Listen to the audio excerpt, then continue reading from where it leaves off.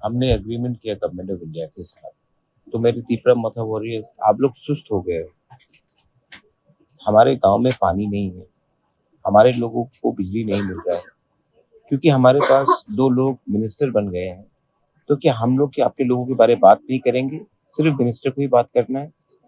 मैं अपने पूरे वॉरियर्स को, तीपरा मथा के वॉरियर्स को, वाईटीएफ के वॉरियर्स को अभी बोलना चाहता हूँ, जहाँ जहाँ में प्रॉब्लम है, आप लोग जाके मिलिए और जाकर अपने लोकल ब्लॉक लेवल पे, डिस्ट्रिक्ट लेवल पे डेपुटेशन दीजिए। हमें पब्लिक ने चुना है अपने लोगों का बुकुंग का तीपरा साकार बात करने के लिए। तो हमको बात करना पड़ेगा, अपने लोगों को अधिकार देना पड़ेगा। रहा बात सीए का, मेरा पोजीशन वही है कि एडीसी एरिया त्रिपुरा ने बहुत इलीगल इमिग्रेंट्स को लिया है, और गवर्नमेंट ऑफ इंडिया का कानून कहता है कि एडीसी एरिया में एक भी इलीगल इमिग्रेंट को जो सीए से आया है, उनको हम जगह नहीं देते। ये मेरा पोजीशन है, ये पोजीशन था, है और रहेगा। और गवर्नमेंट ऑफ इंडिया ने भी एक आश्वासन दिया है, कमिटमेंट दिया है हमें कि एडीसी एरियाज में, 6 शेड्यूल एरिया में सिटीजनशिप अमेंडमेंट एक्ट लागू नहीं होगा।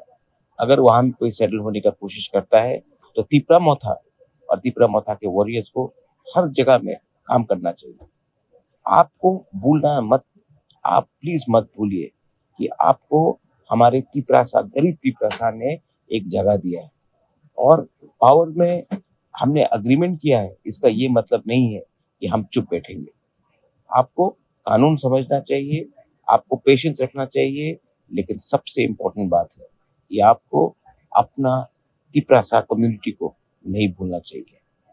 हम लोग ईडीसी एरिया में इलीगल इमिग्रेंट्स को आने नहीं देंगे, और अगर सीए में कोई आता है तो उनको जनरल एरिया में रहने दीजिए।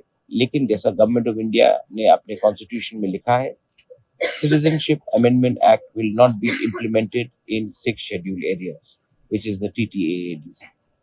और गांव में जाकर मिलिए लोग से, जहां में पानी नहीं है, बिजली नहीं है, मिलकर डीएम लेवल में, इस ब्लॉक लेवल में डेपुटेशन दीजिए।